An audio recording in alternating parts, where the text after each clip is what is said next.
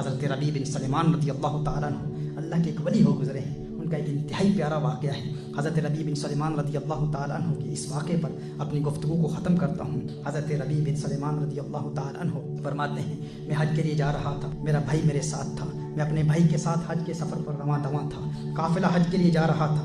ہمارا کاروان کوفہ میں پہنچتا ہے۔ جب ہم کوفہ میں پہنچتے ہیں تو میں دیکھتا ہوں سامان سفر خریدنے کے لیے میں بازار میں جاتا ہوں، ایک عجیب و غریب منظر دیکھتا ہوں۔ کہتے ہیں میں ایک عجیب و غریب منظر دیکھتا ہوں، ایک خچر کو دیکھا، ایک خچر وہاں پر مرا ہوا پڑا تھا، اس کے قریب ایک عورت تھی، اس عورت کے ہاتھ میں چاقو تھا، اس چاقو سے اس خچر کا گوشت کاٹ کر ایک تھیلی میں ڈال رہی تھی۔ کہا میں حیران ہو گیا کہ یہ مردار کا گوشت کاٹ کر تھیلی میں کیوں ڈال رہی ہے۔ کہا میں نے اس کا تعاقب کیا، میں نے سوچا کہیں یہ مردار، چونکہ اسلام میں مردار کھانا حرام ہے، تو کہیں یہ گوشت کسی کو بیچ نہ دے، کہیں یہ کسی کو کھلا نہ دے۔ حضرت ربیع بن سلیمان رضی اللہ تعالیٰ عنہ فرماتے ہیں، میں اس عورت کے پیچھے ہو لیا، میں نے اس کا تعاقب کیا، میں اس کے پیچھے جاتا رہا۔ میں نے دیکھا کہ وہ عورت ایک بڑے گھر کے سامنے جاتی ہے، اس کا دروازہ بہت طویل تھا، بہت بلند تھا، بہت دراز تھا۔ اس نے دروازے پر دستک دی، جب دروازے پر دستک دی تو اندر سے آواز آئی، کون ہے کون ہے؟ حضرت ربیع بن سلیمان کہتے ہیں کہ اس عورت نے جواب دیا کہ میں ہی ہوں،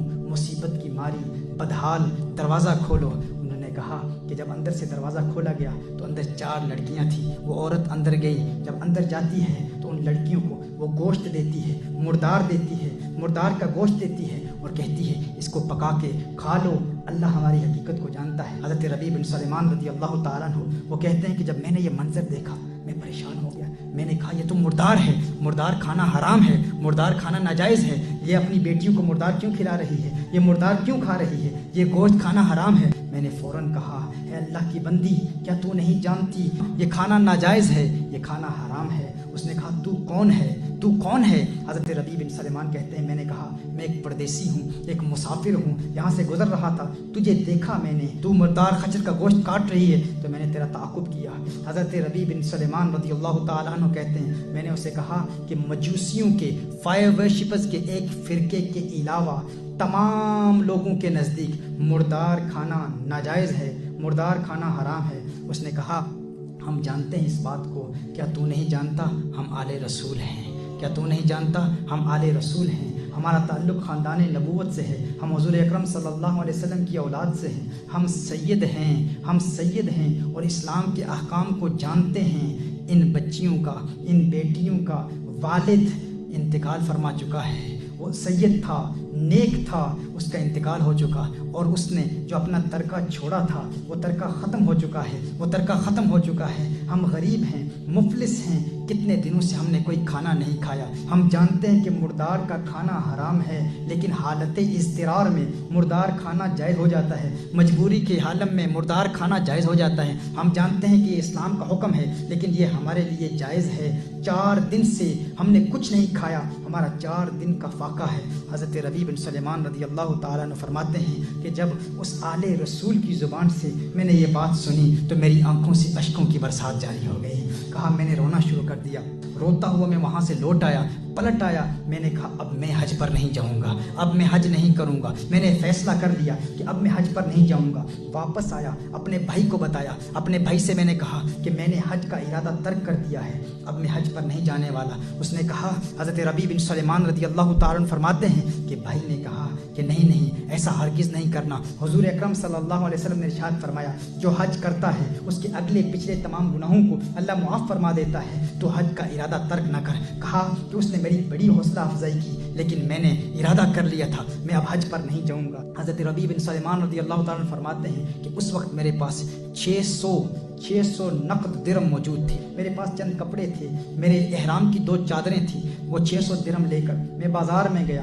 100 درہم کا آٹا خریدا، 100 درہم کا آٹا خریدا، 100 درہم کا کپڑا خریدا، باقی جو 400 درہم میرے پاس تھے وہ 400 درہم اس آٹے میں نے چھپا دیے، 400 درہم میں نے اس آٹے میں چھپا دیے۔ جو میرے پاس کپڑا تھا، جو لباس تھا، احرام کی چادریں تھیں، وہ میں لے کر اس آل رسول کے گھر میں چلا گیا، اس خاتون کے دروازے پر دستک دی، اس خاتون نے دروازہ کھولا، میں نے کہا یہی میرے پاس ہے، یہ سب کچھ آپ رکھ لیجئے۔ جب انہوں نے دیکھا کہ 400 درہم اور پھر آٹا اور پھر کپڑا، یہ سب کچھ یہ دے رہا ہے، تو اس نے دل سے دعا دی، اس عورت نے دعائیں دی، اس نے دعا کیا دی؟ اس نے کہا اللہ تجھے حج کا ثواب عطا فرمائے، اللہ تجھے دگنا اجر عطا فرمائے، اللہ تجھے دنیا میں ہی اس کا اجر دکھا دے، اللہ تجھے دنیا میں ہی اس کا نعم البدل دکھا دے، تجھے نظر آ جائے۔ کہا اس کی بیٹی نے جب دیکھا 400 درہم ہے، آٹا بھی ہے، کپڑا بھی ہے، بیٹی نے دعا دی۔ پہلے بڑی بیٹی نے دعائیں دی، پھر چھوٹی بیٹی نے دعائیں دی، تیسری بیٹی نے دعائیں دی، چوتھی بیٹی نے دعائیں دی،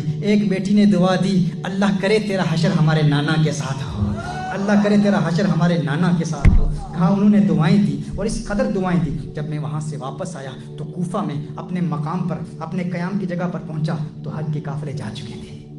کہا میں بہت پریشان ہوا، دل میں بڑی پریشانی محسوس ہوئی، دل میں یہ تمنائیں مچل رہی تھی، یہ آرزویں تھیں، یہ خواہشات تھی کہ میں حج کے لیے آیا تھا، قافلہ چلا گیا، میں کوفہ میں ہی رہ گیا، کاش کہ میرا بھی بلاوا آ جاتا، کاش کہ میں بھی حج پر چلا جاتا۔ کہا میں وہیں انتظار کرتا رہا یہاں تک کہ حج کے قافلے جو حج کے لیے گئے تھے، حج کے وہ قافلے واپس آنا شروع ہو گئے، کاروان حج واپس آنا شروع ہو گئے۔ جب حاجیوں کی واپسی کا میں نے سنا تو میں نے ارادہ کر لیا، ایک پختہ عزم کر لیا کہ میں ہر حاجی کا استقبال کروں گا، ہر حاجی کا استقبال کروں گا اور ان سے دعائیں لوں گا، کیونکہ ان کی دعائیں اللہ کی بارگاہ میں مقبول ہیں۔ ابھی حج کی سعادت حاصل کر کے وہ واپس آ رہے ہیں تو میں ہر حاجی سے ملاقات کروں گا اور ان سے کہوں گا کہ میرے لیے دعائیں کرنا۔ کہا حضرت ربیع بن سلیمان رضی اللہ تعالیٰ عنہ نے، وہ کہتے ہیں کہ میں حاجیوں کے استقبال کے لیے گیا، جب حاجیوں سے ملا تو میں نے کہا اللہ تمہارا حج قبول فرمائے، اللہ تمہارا حج قبول فرمائے، اللہ تمہاری عبادت قبول فرمائے، تجھے اللہ نے حج کی سعادت سے نوازا، اللہ تمہاری عبادتوں کو قبول فرمائے، تم میرے لیے دعائیں کرو۔ کہا تو ان لوگوں نے کہا، وہ لوگ جو حج سے واپس آ رہے تھے، جن کا استقبال کرنے کے لیے میں گیا تھا، انہوں نے کہا کیا بات کرتا ہے، کیا کہتا ہے، کیا کہہ رہا ہے؟ کیا تو یہ کہنا چاہ رہا ہے کہ تو حج پر نہیں گیا تھا؟ کیا تو حج سے انکار کرتا ہے؟ کیا تو یہ کہتا ہے کہ تو حج پر نہیں گیا تھا؟ عرفات میں ہمارے ساتھ کون تھا؟ مطاف میں ہمارے ساتھ کون تھا؟ رمی و جمرات میں ہمارے ساتھ کون تھا؟ تو ہمارے ساتھ طواف بھی کرتا تھا، میدان عرفات میں بھی تھا، شیطان کو کنکریاں بھی مارتا تھا، آج ہمیں کہہ رہا ہے کہ اللہ تمہارا حج قبول کرے، ہمیں کہہ رہا ہے کہ ہمارے لیے دعا کرو، ارے تو ہمارے ساتھ تھا۔ وہ کہتا ہے میں نے کہا اللہ یہ کیا ماجرا ہے، یہ کیا مسئلہ ہے، یہ تیرا لطف و کرم ہے، میں حیران و پریشان، ارے میں تو کوفہ میں ہوں، یہ کہہ رہے ہیں میں حج پر گیا تھا۔ کہا اتنے میں دیکھتا ہوں کہ میرے شہر کے لوگ بھی واپس آ رہے ہیں، جو میرے محلے کے، میرے علاقے کے لوگ جو حج کے لیے گئے تھے، میں نے دیکھا وہ کاروان بھی واپس آ رہے ہیں، وہ قافلے بھی واپس آ رہے ہیں۔ میں نے کہا ان سے ملاقات کر لوں، ان کے پاس گیا، ان سے کہا میرے لیے دعا کرو، اللہ نے تمہارا حج قبول کیا ہے، میں تمہارے لیے دعا کرتا ہوں، تم میرے لیے دعا کرو، اللہ تمہاری سعی مشکور فرمائے، اللہ تمہاری عبادتوں کو قبول فرمائے۔ وہ کہہ رہے ہیں یہ تمہاری کیا کہہ رہا ہے، کیا تو ہمارے ساتھ نہیں تھا؟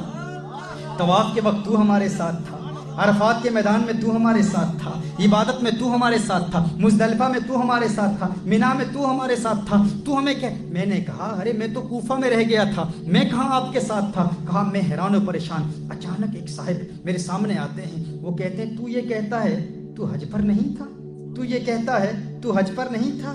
ارے یہ تھیلی دیکھ لے، یہ تھیلی دیکھ لے۔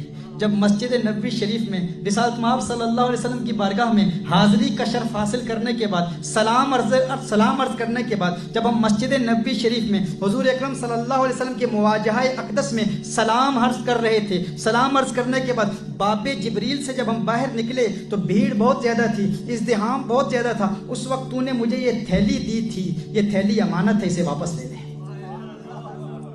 میں پریشان حیران، ربیع بن سلیمان کہتے ہیں میں کہہ رہا تھا یہ کیا کہہ رہے ہیں؟ میں نے تھیلی دیکھی، اس تھیلی پر لکھا تھا من عاملنا ربحہ، من عاملنا ربحہ، من عاملنا ربحہ، جو ہمارے ساتھ کاروبار کرتا ہے نفع اٹھاتا ہے، جو ہمارے ساتھ معاملہ کرتا ہے نفع اٹھاتا ہے۔ میں حیران پریشان، خدا کی قسم ساری زندگی میں نے اس تھیلی کو کبھی دیکھا بھی نہیں تھا، میں نے تھیلی کو دیکھا، حیران ہو گیا، تھیلی لے کر گھر واپس آیا، عشاء کی نماز ادا کی۔ کہا عشاء کی نماز ادا کرنے کے بعد کچھ وظائف تھے، وظائف پڑھے، وظائف پڑھنے کے بعد آنکھیں بند ہوئی، سو گیا، آنکھ بند ہوئی، دل کی آنکھ کھل گئی، قسمت نے انگڑائی لی، کونین کے والی، خسرو خوبا، سیاہ لامکان، نازش ہر دو جہاں، مالک کے ارض و ہفتہ سما، چارہ سازے درد منداں، فخر رسولاں، آمنہ کا لال میرے سامنے موجود تھا، آمنہ کا لال میرے سامنے موجود تھا، مدینے والے آقا صلی اللہ علیہ وسلم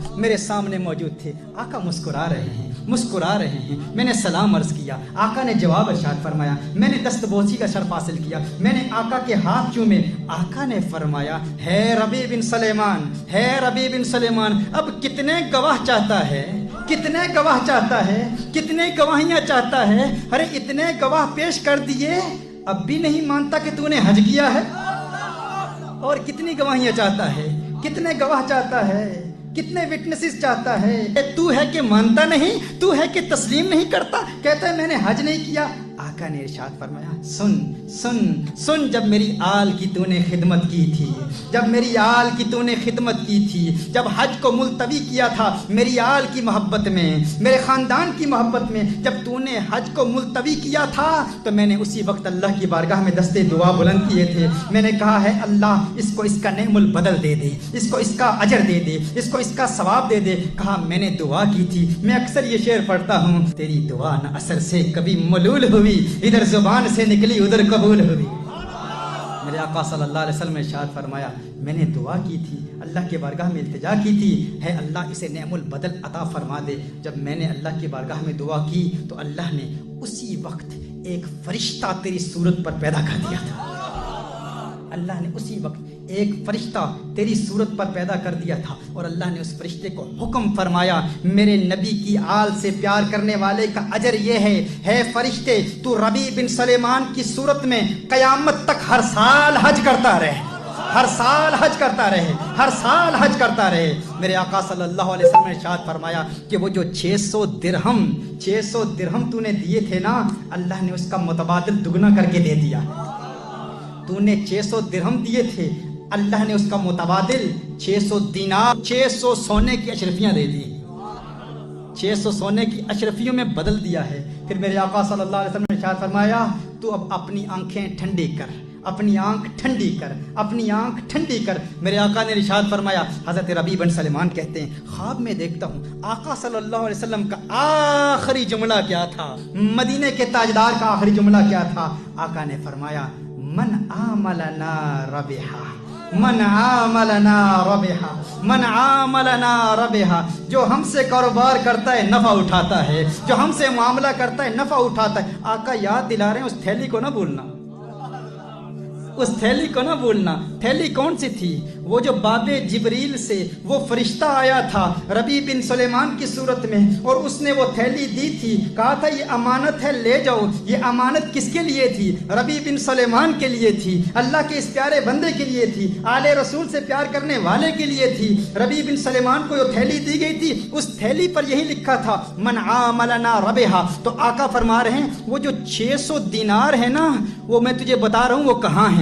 اشارہ دے دیا, کلو دے دیا, من عاملنا ربحا, جو ہمارے ساتھ معاملہ کرتا ہے نفع اٹھاتا ہے. ربیع بن سلیمان کہتے ہیں میری آنکھ کھلتی ہے, فوراً تھیلی اٹھاتا ہوں, تھیلی کو کھولتا ہوں تو اس تھیلی میں مجھے 600 دینار نظر آتے ہیں, 600 دینار نظر آتے ہیں.